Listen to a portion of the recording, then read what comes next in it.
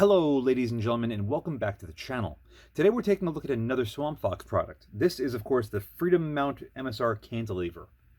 It kind of reminds me of a don't dead open inside sort of phrasing. Anyway, this Swamp Fox mount was graciously sent in by Mike over at Swamp Fox. So Mike, thank you very much. He actually sent this in along with the Kentucky Long 2-12 that I reviewed a while ago. I honestly forgot that I even had this. Once I did the change and my wife said she was pregnant, things sort of just went in a spiral downward and things got lost in the mix. This was one such item. But lost it is no more. So today we're going to take a look at it and see if this thing is worth its price point of around $111. So without further ado, let's get cracking.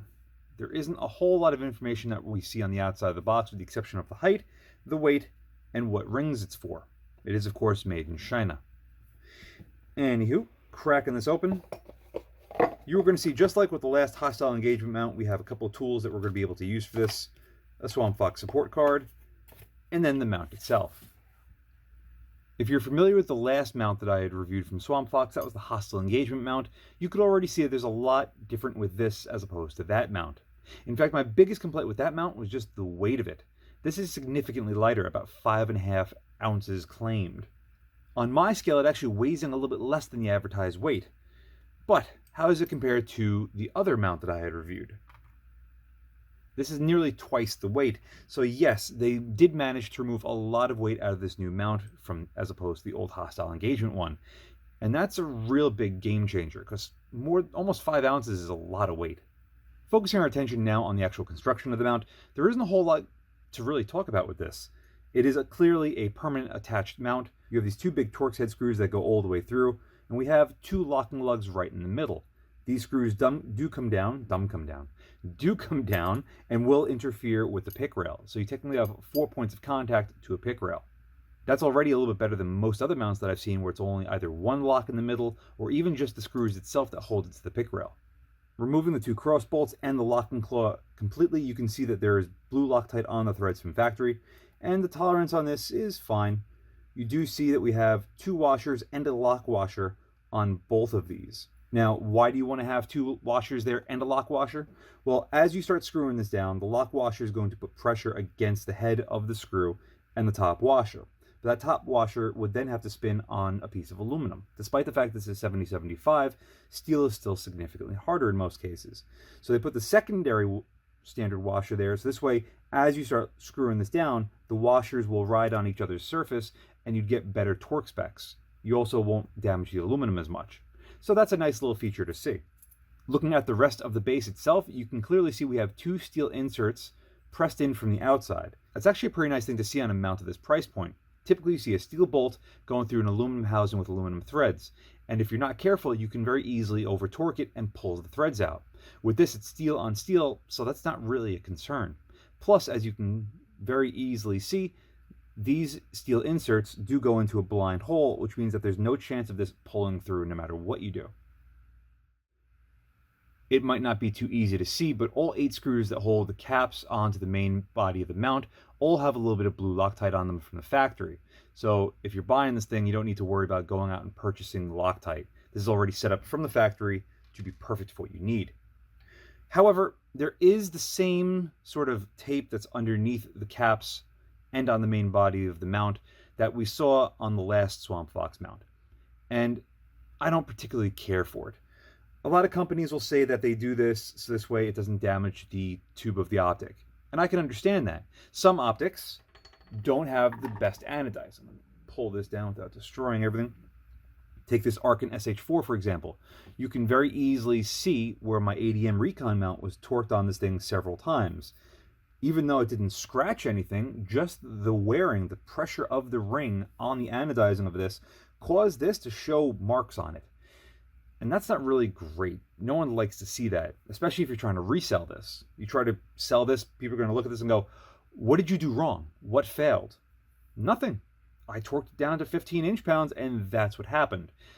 So I can understand why they want to do that on this. Because if you take an optic, let's pull the guinea pig that I'm going to use for this experiment, my SWFA Fix 16X, and you throw these on, you can see that the ring goes on there and slides around fairly easily.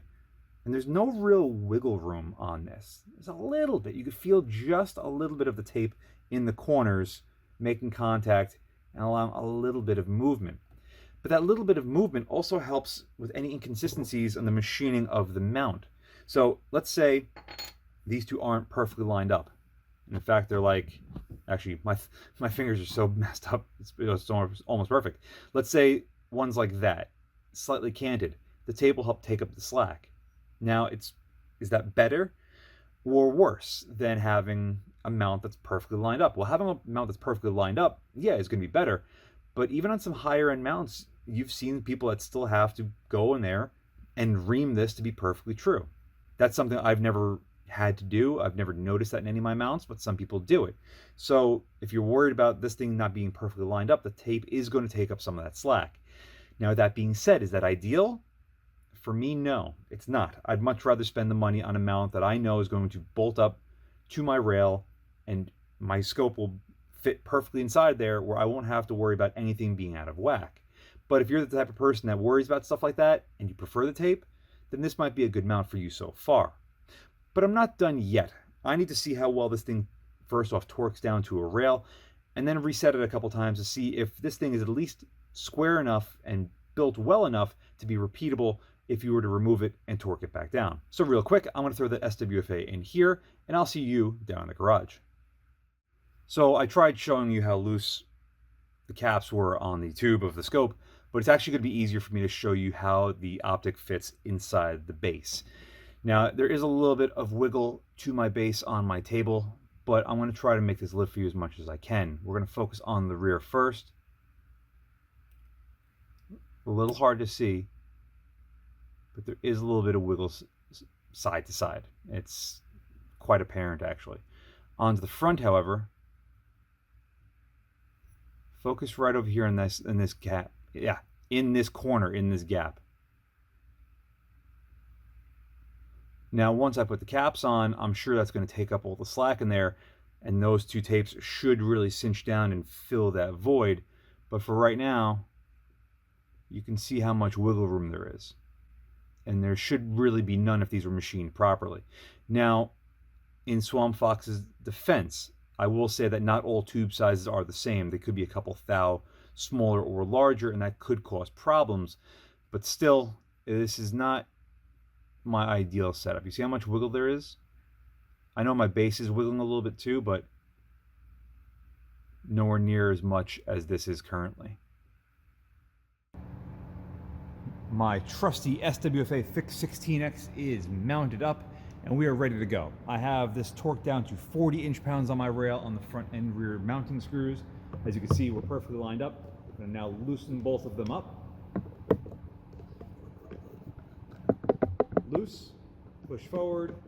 I'm going to snug up the front, snug up the rear, and then torque the front and then the rear in that sequence like I already did.